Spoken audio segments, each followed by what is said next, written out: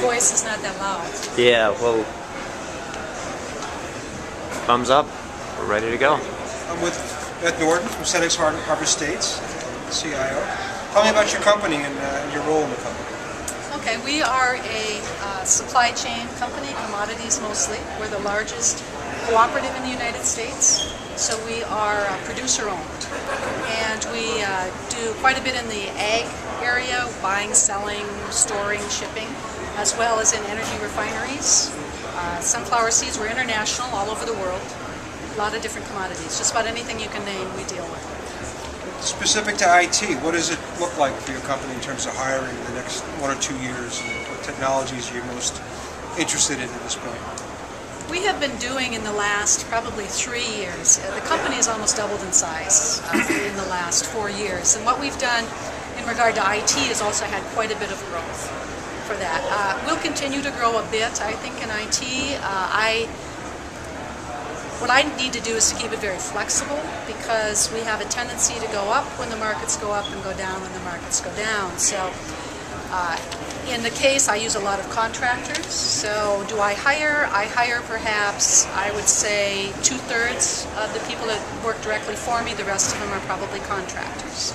And so I can go up to 50 contractors and down to 2 if I need to, without impacting my workforce. So we'll probably hire in the next couple of years. I would say we'd probably increase it by 5%, our workforce. What technologies are you mostly looking for at this point? We are a big That's Windows organization, quite a bit of that.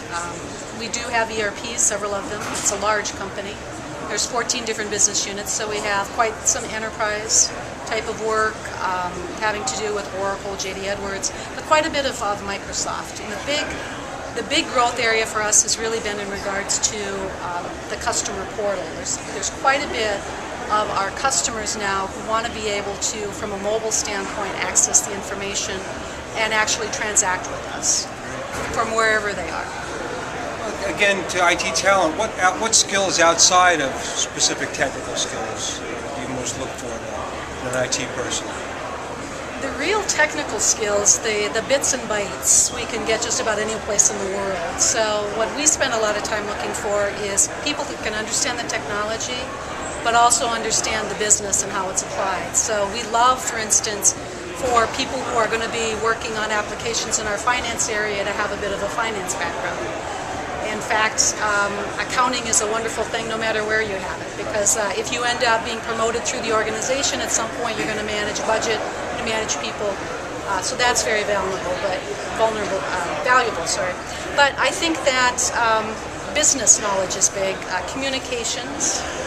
We're not a technology-based company, so we're not going to have a lot of R&D going on. So ours are very much towards the consumer, towards the retail that we have. We have a lot of retail outlets, towards the producers that are buying from us, other companies, huge business to business. So everyone really needs to understand how business works. So good understanding of the end user and what they're going to be using your technology for. Very much so, yes. And then the businesses too, as they use that technology, the employees within CHS. So tell me a little bit about your hiring process at CHS. How do you look to hire somebody?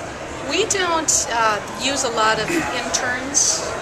We like to have people that come in and hit the ground running. So our hiring process is to hire very, very good people with a proven background and bring them in normally at a fairly high level. So I have quite a few senior people.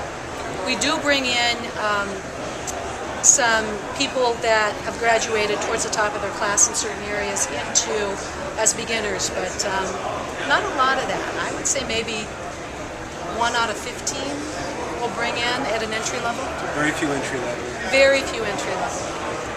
We run very, very lean. Not a lot of money that they want to spend on technology. So it's the investment to bring people up to speed is training dollars as well as time spent by our internal employees that are already there trying to help those people along. So we find it's least wait 6 expensive months for it us. to hit the road. We can't. We run too lean. We have too few people to be able to do that. So when we bring people in, it's usually very targeted towards specific things that we want them to do. What advice would you have for experienced IT people? looking for work now or looking to change jobs? How would they increase their skills? I think CHS is like a lot of other companies, which is the higher level skills are more valued, and what I mean by that, it's the ability to be able to talk to the business, be able to prove value right away as soon as you come in. And so what we as well as a lot of companies do is very targeted. So specialties. If you can specialize in something, if you have a specialty, if you can sell that, that's probably the easiest right now in this environment for people to be able to find jobs. So more creativity. Yes, if you come in as a generalist and say, well, I can program in .NET, or I can do this particular thing, it's going to, I think, be more difficult for people to find a job than if they can say specifically, I have expertise in X, and finding the job, because we're choosier now. Sure. We don't want people just generalists. We want people who have this, and this, and this, and this, and those are the people we bring in. One I know. Okay. What do you have? What advice would you have for a recent graduate looking for their first job? I would have the opposite advice for a recent graduate. The opposite advice. So if you are a recent graduate, I would say try to get as much experience or as much knowledge across a business as you possibly can. So don't stay focused on just IT. Go beyond that. Get jobs in other areas. There's quite a few people who come into IT from other areas of the company because they have some of that communication and business skills that aren't necessarily taught by the colleges and part of the curriculum. So I would say broad is great. The more people you know, the better. It's happening through who you know and how you've proven yourself with them, much more than it is, I have this particular skill. So it's about the opposite. Well, it's not quite.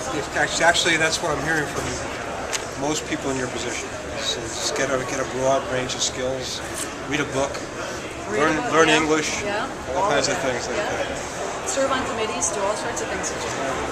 What advice do you have for any of the tech schools, colleges, universities, their curriculum? Broaden it. Broaden it. It's much too narrowly focused. Broaden it out. If they're going to, the best thing that they can do for their people is if there are 200 companies here in the Twin City area that right now are looking for a particular position to fill, and those companies like us are looking for a very specific individual with certain skills. The broader your skills, the more likely you're going to be able to fit in one of those niches, if that makes sense. Sure does. Thank you very much for your time. You're very welcome. It's a pleasure.